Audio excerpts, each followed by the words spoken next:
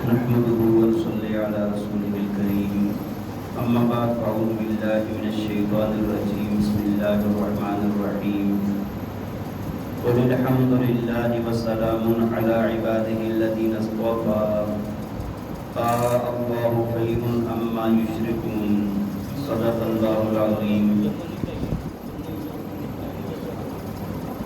توجہ فرمائیں سورہ نمل آیت نمبر 59. اللہ تعالیٰ فرماتے ہیں قُلِ الْحَمْدُ لِلَّهِ، فرمایا کہ آپ کہہ دیجئے کہ تمام تعریفیں اللہ کے لیے ہیں. وَسَلَامٌ عَلَىٰ عِبَادِهِ الَّذِينَ اصْطَفَىٰ، اور سلامتی ہے اللہ کے ان بندوں پر جن کو اللہ نے منتخب کیا، اللہ نے پسند فرمایا. اللہ خیر اما یشرکون، فرمایا کیا اللہ کی ذات بہتر ہے یا وہ معبود بہتر ہیں جن کو یہ اللہ کے ساتھ شریک کرتے ہیں. دیکھیں جی، گزشتہ اللہ تعالیٰ نے حضرت سلیمان علیہ السلام اور سبا والوں کا واقعہ بیان فرمایا، اور پھر اس کے بعد قوم سمود کا بیان ہوا، پھر لوط علیہ السلام کی قوم، اور پھر ان کے بعد ان پر عذاب آنے کا بیان ہوا. اب جب اللہ تعالیٰ نے ان لوگوں پر عذاب نازل کیا تو اس کے بعد اللہ تعالیٰ قرآن پاک میں عمومی طور پر اگر معذب قوموں کا جن کے اوپر عذاب اللہ نے نازل کیا بیان فرماتے ہیں تو آخر میں اللہ کے حمد و ثنا کے الفاظ ہوتے ہیں. جس طرح اللہ تعالیٰ نے ایک جگہ پر فرمایا وَقُطِعَ دَابِرُ الْقَوْمِ الَّذِينَ ظَلَمُوا، آگے فرمایا وَالْحَمْدُ لِلَّهِ رَبِّ الْعَالَمِينَ، کہ اللہ تعالیٰ نے ظالم لوگوں کی جڑ کو کاٹ دیا، اور آگے فرمایا اور تمام تعریفیں اس اللہ کے لیے ہے جو رب العالمین ہے.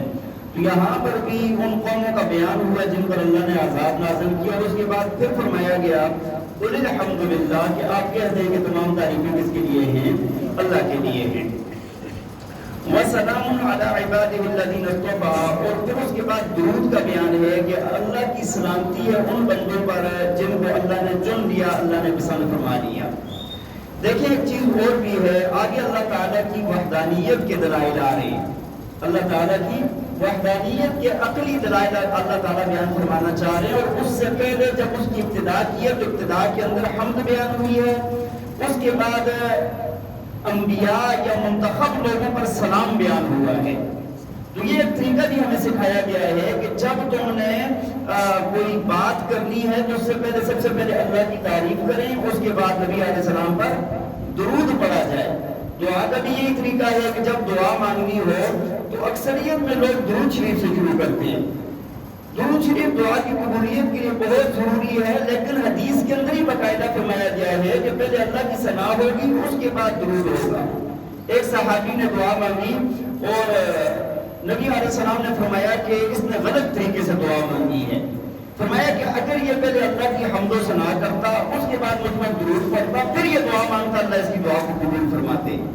تو یہ بھی ہمیں بتایا گیا اس آیت کے اندر، یہ بھی ہمارے لیے سبق ہے کہ سب سے پہلے اللہ کی حمد و ثنا، پھر نبی علیہ السلام پر درود، اور پھر اس کے بعد آگے دعا یا کوئی بات کرنی ہے. دیکھیں اس کے اندر یہاں پر اللہ تعالیٰ نے یہ فرمایا وَسَلَامٌ عَلَىٰ عِبَادِهِ الَّذِينَ اصْطَفَىٰ، فرمایا کہ سلامتی ہے ان لوگوں پر جن کو اللہ نے منتخب کر لیا، یا استفاء کا معنی پسند کرنا ہوتا ہے یا پسند فرما لیا. سب سے زیادہ اللہ کے پسندیدہ لوگ انبیاء کرام ہیں، اس کے بعد صحابہ کرام، اور پھر اس کے بعد اولیاء اللہ، علماء، محدثین، یہ لوگ اللہ کے پسندیدہ ہیں. دیکھیں وجہ کیا ہے؟ انبیاء اللہ کے پسندیدہ اس وجہ سے ہیں کہ اللہ کی پہچان کرواتے ہیں، اللہ کی پہچان کرواتے ہیں، اور وہ بہت اونچے درجے کے لوگ ہوتے ہیں، اس وجہ سے سب سے پہلا درجہ ان کا ہوتا ہے. صحابہ کے ساتھ جو اللہ کے پسندیدہ ہیں اس وجہ سے انہوں نے بھی اللہ کی پہچان کروائی، دین ہمارے تک پہنچایا. اولیاء اللہ، علماء، نیک لوگ، یہ سارے کے سارے اللہ کے دین کی طرف لے کے جانے والے، اللہ کی پہچان کروانے والے ہیں. اس وجہ سے درجہ بدرجہ یہ لوگ اللہ کے پسندیدہ ہیں. تو ان سب لوگوں کو اللہ تعالیٰ نے یہاں پر شریک فرمایا ہے. آگے ایک بات فرمائی، فرمایا اللہ خیر اما یشرکون، فرمایا کیا اللہ کی ذات بہتر ہے یا وہ بہتر ہے جن کو انہوں نے معبود بنا دیا ہے؟ ہاں، اللہ وہ ہے جو جس کو کسی طاقت کی کسی اور کی ضرورت نہیں ہے، وہ اپنی ذات کے اعتبار سے اپنی صفات کے اعتبار سے کسی کا محتاج نہیں ہے، اور جتنے بھی معبود بنائے ہوئے ہیں نا وہ محتاج ہیں، چاہے وہ انسان ہو، فرشتے ہو، چاہے وہ جنات کو بھی بنا دے، شجر و حجر کو بنا دے، بتوں کو بنا دے، وہ سارے کے سارے کیا ہیں؟ محتاج ہیں۔ تو فرمایا کیا اللہ کی ذات بہتر ہے یا یہ بہتر ہے؟ تو جواب کیا ہے؟ اللہ کی ذات بہتر ہے۔ آگے فرمایا اللہ کی وحدانیت کی عقلی دلیل بیان فرمائی اور اللہ کے وجود کی عقلی دلیل فرمایا امن خلق السماوات والارض وانزل لكم من السماء ماء، فرمایا کہ کس نے پیدا کیا ہے آسمانوں کو اور زمین کو، وانزل لكم من السماء ماء، اور تمہارے لیے آسمانوں سے پانی کس نے نازل کیا ہے، اوپر سے پانی کس نے نازل کیا ہے۔ اچھا یہ جو آسمان کا سما کا لفظ استعمال کیا جاتا ہے نا، یہ اوپر کے لیے بھی استعمال ہوتا ہے۔ بارش آسمان سے بھی برستی لیکن فیصلہ کہاں سے آتا ہے؟ آسمانوں سے ہی آتا ہے۔ فَأَنبَتْنَا بِهِ حَدَائِقَ ذَاتَ بَهْجَةٍ، فرمایا پھر اس پانی کے ساتھ اللہ تعالیٰ نے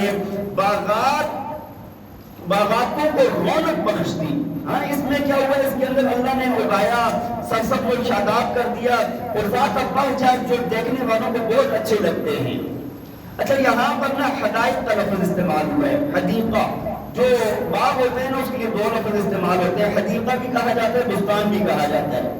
حدیقہ اس باغ کو کہا جاتا ہے جس کی سائڈوں پر دیوار لگائی گئی ہو یا بال لگائی گئی ہو، اور بستان اس کو کہا جاتا ہے جو ایسے کھلا باغ ہو، اس کو کیا کہا جاتا ہے؟ تو دونوں اللہ تعالیٰ کی طرف سے ہیں۔ فرمایا کہ پھر اس پانی کے ذریعے سے اللہ نے ایسے باغات پیدا فرمائے۔ ما کان لکم ان تنبتوا شجرہا، فرمایا کہ تم تو نہیں ہو کہ ایک درخت بھی پیدا کر لو یا یہ درختوں کو پیدا کر لو، تمہارے بس کی یہ بات ہے۔ اِلٰہٌ مع اللہ، فرمایا اتنے سب کے بعد پھر بھی کیا تم اللہ کے ساتھ کسی اور کو معبود بناتے ہو؟ ہاں کیا اللہ کے ساتھ کوئی اور بھی معبود ہے؟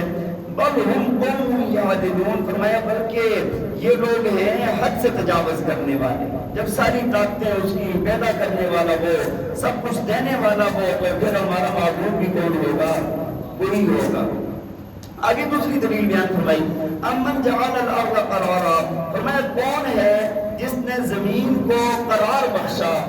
زمین ٹکی ہوئی ہے، زمین کو ایسی زمین بنایا کہ جس کے اوپر آپ قرار پکڑ سکتے ہیں، ٹھہر سکتے ہیں، ہلتے نہیں ہیں۔ اس کے اندر آپ کھدائی کر سکتے ہیں، اتنی سخت نہیں ہے کہ آپ کھدائی نہ کر سکیں، اتنی نرم نہیں ہے کہ اندر دھس جائے۔ یہ زمین کو قرار کس نے دیا؟ زمین کے اوپر تمہیں قرار کس نے دیا؟ وَجَعَلَ خِلَالَهَا أَنْهَارًا، اور فرمایا اور پھر اس زمین میں اللہ نے نہریں بنائی۔ وہ کون ہے جس نے اس کے اندر نہریں بنائی؟ وَجَعَلَ لَهَا رَوَاسِيَ، اور بوجھ پہاڑ اس کے اوپر رکھ دیے۔ وَجَعَلَ بَيْنَ الْبَحْرَيْنِ حَاجِزًا، اور فرمایا کہ دریاؤں کے درمیان میں اللہ نے رکاوٹ پیدا کر دی۔ میٹھا پانی اور نمکین پانی اگر جا رہے ہیں درمیان میں رکاوٹ ایک دوسرے میں مکس نہیں ہو سکتے۔ اِلٰہٌ مع اللہ، فرمایا کیا اللہ کے ساتھ کوئی معبود ہے؟ کوئی اور بھی معبود ہے اللہ کے ساتھ؟ بل اکثرهم لا یعلمون، فرمایا بلکہ اکثر لوگ بات کو سمجھتے علم نہیں رکھتے۔ اللہ تعالی ہمیں عمل کرنے کی توفیق عطا فرمائے۔ وآخر دعوانا